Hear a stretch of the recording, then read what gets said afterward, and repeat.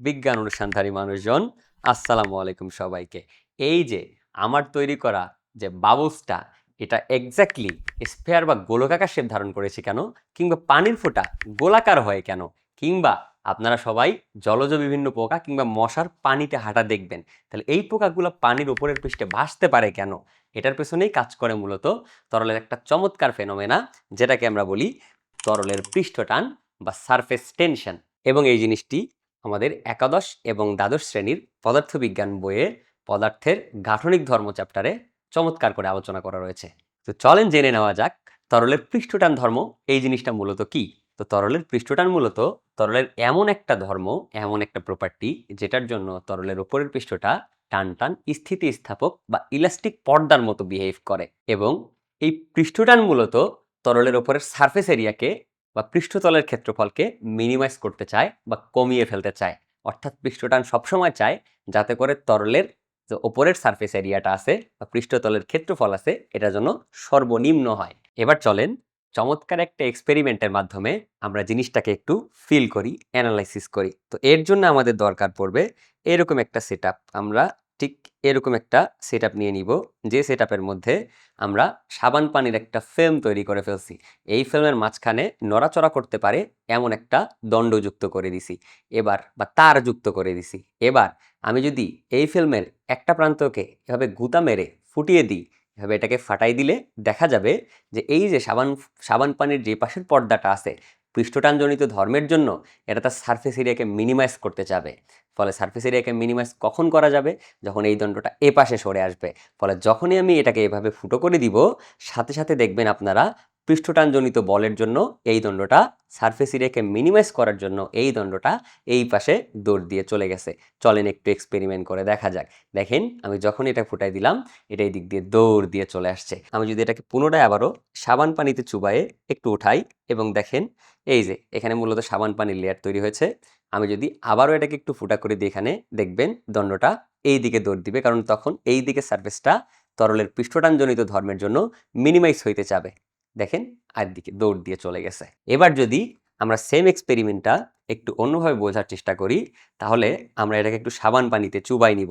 চুবাই নিলে এখানে একটা ফিল্ম তৈরি হবে এবং দেখেন আমি যদি এই দণ্ডটাকে ধরে এই দিক থেকে বল প্রয়োগের মাধ্যমে টেনে এই দিকে নিয়ে আসতে চাই, তাহলে অবশ্যই আমাকে পৃষ্ঠটানজনিত বলের বিপরীতে একটা কাজ করতে হবে, কারণ পৃষ্ঠটান সারফেস এরিয়াকে মিনিমাইজ করতে চায়, আর আমি এই যে সাবান পানির ফিল্ম বা পর্দার ক্ষেত্রফলকে ম্যাক্সিমাইজ করতেছি, বড় করে ফেলতেছি।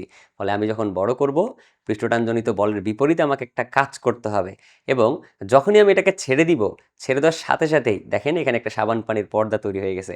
এবং ছেড়ে দেওয়ার সাথে সাথেই বলেন সারফেস টেনশন একটু আগে আমরা পড়ে ফেলছি, নিশ্চয়ই ক্ষেত্রফলকে মিনিমাইজ করতে চায়। ফলে ছেড়ে দেওয়ার সাথে সাথেই আপনারা দেখবেন এই দণ্ডটা আমার হাতের বাম দিকে মুভ করে দৌড় দিয়ে চলে যাবে। এই যে দেখেন দৌড় দিয়ে চলে গেছে। আমরা যদি সেম ঘটনাটা আরেকবার একটু দেখার চেষ্টা করি, তাহলে দেখবেন এই যে আমি যখন এই দণ্ডটাকে টেনে আমার হাতের ডান দিকে নিয়ে আসবো, সাবান পানির ফিল্মটা ক্রমশ বড় হবে, আর সারফেস টেনশন ক্ষেত্রফলকে মিনিমাইজ করতে চায়।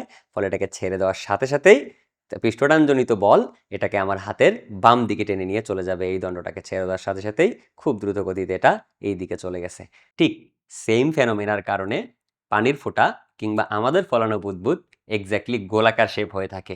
দেখেন আমি যখন এখানে বুদবুদটা ফোলাবো, আমি আগে বুদবুদটা ফুলিয়ে নিই। আমি যখন এখানে বুদবুদটা ফোলাবো, আপনারা দেখবেন বুদবুদের ভেতরে আমি কিছুটা বাতাস আটকে ফেলেছি।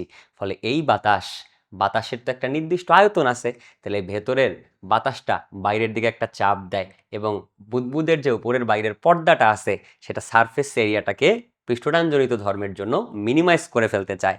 ফলে এই সম আয়তনের বাতাস নিয়ে আমরা যদি গোলকাকার শেপ কিংবা ঘনকাকৃতির শেপ কিংবা অন্য কোনো শেপ চিন্তা করি, তাহলে মনে রাখবেন সবথেকে কম ক্ষেত্রফল হয় গোলকের। আর আমরা সবাই যেহেতু জানি যে পৃষ্ঠটান ক্ষেত্রফলকে মিনিমাইজ করতে চায়, ফলে আমাদের বুদবুদ এক্স্যাক্টলি পারফেক্ট স্ফেরিক্যাল শেপ বা গোলাকার শেপের হয়ে থাকে। ঠিক একই কারণে পানির ফোঁটাও গোলাকার হয়ে থাকে, কিংবা কচু পাতায় পানি পড়লে এটা পারফেক্টলি গোলাকার শেপ ধারণ করে। আর ঠিক সেম ফেনোমেনার জন্য, অর্থাৎ পানির উপরের পৃষ্ঠটানের জন্য স্থিতিস্থাপক টানটান পর্দার মতো আচরণ করার জন্য কিন্তু পোকা পানিতে পা দিলে পাটা তলিয়ে না যেয়ে পোকাটা পানির উপরে ভেসে থাকতে পারে। ঠিক এই সেম জিনিসটা আমরা একটা অন্য উদাহরণের মাধ্যমে তোমাদের পাঠ্য বইয়ের একটা এক্সাম্পলের মাধ্যমে চমৎকার করে পরীক্ষা করে দেখব। এটার জন্য আমাদের দরকার পড়বে একটা ছোট্ট চিকন তামার তার। এই তামার তারটা কিংবা আপনি চাইলে সুচ দিয়েও পরীক্ষাটা করতে পারেন। এই সুচ কিংবা তামার তারকে যখন পানিতে নর্মালি ভাসানোর চেষ্টা করবেন তখন এটা ডুবে যাবে।